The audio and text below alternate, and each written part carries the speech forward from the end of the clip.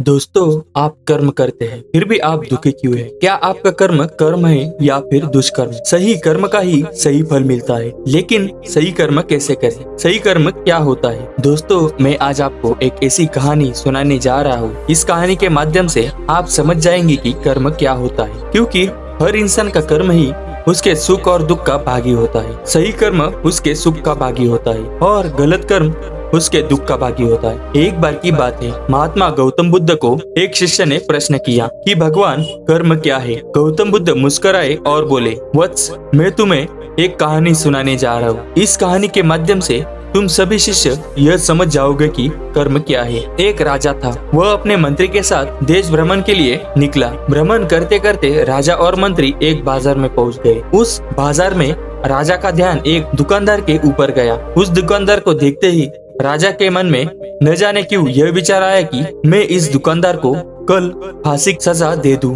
यह बात राजा ने अपनी मंत्री को बताई। मंत्री कुछ बोले उससे पहले राजा उस दुकानदार के दुकान के सामने से आगे निकल चुके थे और दूसरी बात करने लगे। मंत्री बहुत चिंतित हो गया। यह बात समझ नहीं पा रहा था कि दुकानदार की क्या गलती है। दुकानदार से बिना कुछ सोचे समझे ऐसा फैसला लेने के बारे में क्यों सोच रहे हैं? राजा और मंत्री भ्रमण करने के बाद राज दरबार में वापस चले गए। मंत्री को रात भर नींद नहीं आई। सुबह जगने के बाद मंत्री एक साधारण प्रजा का रूप लेकर उस दुकानदार के पास गया और उस दुकानदार से पूछा, तुम क्या बेचते हो? दुकानदार ने जवाब दिया, मैं चंदन की लकड़ी बेचता हूँ। फिर मंत्री आसपास के लोगों से दुकानदार के बारे में पूछता है। सब ने जवाब दिया कि दुकानदार किसी से बोलता नहीं है, हमेशा दुखी रहता है। मंत्री को बात समझ में आ गई। मंत्री फिर वापस दुकानदार के पास गया और दुकानदार से पूछा, तुम इतने दुखी क्यों रहते हो? दुकानदार ने बताया, मैं दुखी इसलिए रहता हूँ क्योंकि मेरे दुकान पर लोग आते हैं, चंदन की लकड़ियाँ सूंघते हैं और बोलते हैं बहुत ही सुंदर है, बहुत ही अच्छी महक है, लेकिन कोई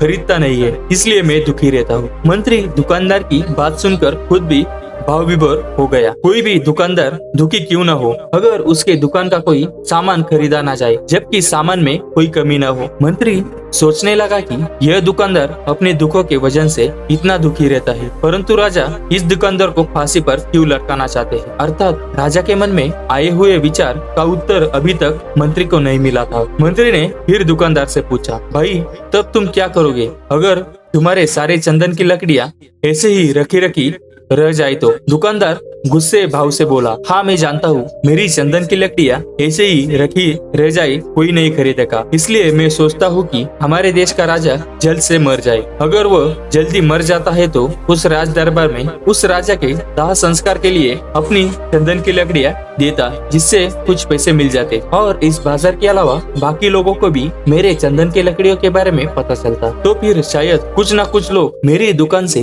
जरूर खरीदने आते चंदन की लकड़ी। मंत्री दुकानदार की बात को सुनकर सब कुछ समझ गया और उसके मन में एक विचार आया। मंत्री ने दुकानदार से चंदन की कुछ लकड़ियां खरीदी। इस खरीदारी से दुकानदार को कुछ पैसे भी मिल गए और वह थोड़ा खुश भी हो गया। मंत्री चंदन की लकड़ियों को लेकर वापस दरबार में चला आया। राज दरबार में पहुंचकर मंत्री ने उस चंदन की लकड़ियों को राजा के समक्ष रख दिया और बोला, हे राजन, यह चंदन की लकड़ियां उसी दुकानदार ने आपको भेंट की है जिस दुकानदार को आप फांसी देना चाहते। राजा उस चंदन को सूंघे तथा सूंघने के बाद बड़े ही प्रसन्न हुए। उन्होंने यह कहा कि यह चंदन की लकड़ियाँ बहुत ही ज्यादा खुशबूदार है। दुकानदार के इसी अनोखे भेंट से राजा बहुत खुश हो गए। मंत्री को कुछ स्वर्ण मुद्राएं दी और तथा बोले, जाओ और उस दुकानदार को ये स्वर्ण मुद्राएं इनाम में देना और बोलना, आज के बाद महल में जब भी चंदन की लकड़ियों की जरूरत पड़ेगी तब तुम्हारे दुकान से चंदन की लकड़ियां ली जाएगी। मंत्री जी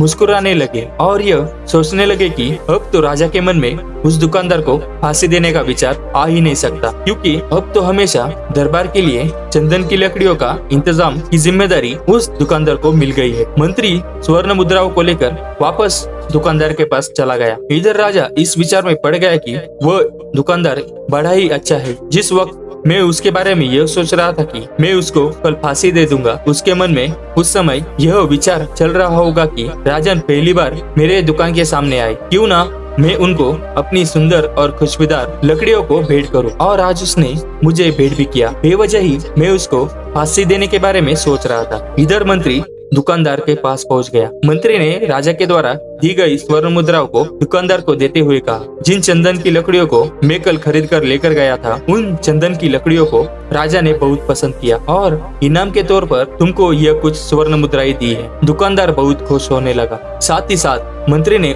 उस दुकानदार को यह भी कहा कि अब आज के बाद राज दरबार में जब भी चंदन की लकड़ियों की जरूरत पड़ेगी तो सारी चंदन की लकड़ियां तुम्हारे ही दुकान से ली जाएगी। दुकानदार मंत्री की बात सुनकर बहुत खुश हो गया। मंत्री ने दुकानदार से पूछा, क्यों भाई, तुम तो राजा के बारे में इतना बुरा सोचते थे, लेकिन राजा को देखो, तुम्हारी कितनी चिंता करते हैं। राजा कितने अच्छे हैं। राजा अपनी प्रजा के बारे में कभी गलत नहीं सोचते। दुकानदार मंत्री की बात से सहमत हो गया और बहुत दुखी हुआ। दुकानदार मंत्री से बोला, मैं कितना गलत सोचता था राजा के बारे में। राजा तो बड़े अच्छे हैं, बड़े ही भले राजा है। भगवान करे राजा की आयु लंबी हो। यह बात सुनकर मंत्री बहुत खुश हुआ। फिर मंत्री वहाँ से वापस चला गया और यहीं पर महात्मा बुद्ध जी ने इस कहानी को समाप्त कर दिया। फिर अपने शिष्य से उन्होंने पूछा कि अब बताओ कर्म क्या है। विचार ही हमारे कर्म है। गौतम बुद्ध ने कर्म का पाठ पढ़ाया। किसी शिष्य ने कहा बोले हुए शब्द, किसी शिष्य ने कहा वाणी, तो किसी ने कहा सोच, तो किसी ने कहा कर्म भावना है, वगैरह वगैरह। अपने सारे शिष्यों का जवाब सुनने के बाद महात्मा बुद्ध जी ने बताया कि कर्म हर इंसान के खुद के विचार होते हैं। हमारे विचार जैसे रहेंगे हम वैसे ही कर्म करेंगे और उन्हीं विचारों के द्वारा की हुई कर्म हमारे सुख और दुख के लिए उत्तरदायी होंगे। अर्थात हमारे विचार अगर गलत होते हैं तो हमारे द्वारा की हुई कर्म भी गलत होगी तथा इसका परिणाम भी गलत निकलेगा। परिणाम स्वरूप हम दुखी रहेंगे। अगर हमारे विचार सही रहेंगे तो हमारे कर्म भी सही रहेंगे। सही करेंगे तो फिर फल भी सही मिलेगा, जिससे हम सुखी रहेंगे। इस कहानी से हमने ये सीखा कि अगर हमारे विचार सही रहेंगे, निष्पाप रहेंगे, तो उन्हीं निष्पाप और सही सोच की वजह से लिया गया हर फैसला सही रहेगा। जब सही फैसले लेंगे तो हमारे द्वारा किए हुए सही कर्म होंगे। जब सही कर्म होंगे तो सही परिणाम मिलेगा, जिसके वजह से हम सुखी रहेंगे, हम खुश रहेंगे। तथा इसी जगह पर अगर हमारे विचार गलत रहेंगे तो हमारे द्वारा लिया गया फैसला भी गलत होगा और किया गया कर्म भी गलत होगा, जिसे दुष्कर्म कहा जाता है। और इन्हीं दुष्कर्म के वजह से परिणाम भी गलत होगा। जब दुष्परिणाम मिलेगा तब हम दुखी रहेंगे, परेशान रहेंगे। दोस्तों, ये कहानी आपको कैसी लगे हमें कमेंट सेक्शन में जरूर बताएं और वीडियो अच्छी लगे तो लाइक, कमेंट और सब्सक्राइब करें। धन्यवाद।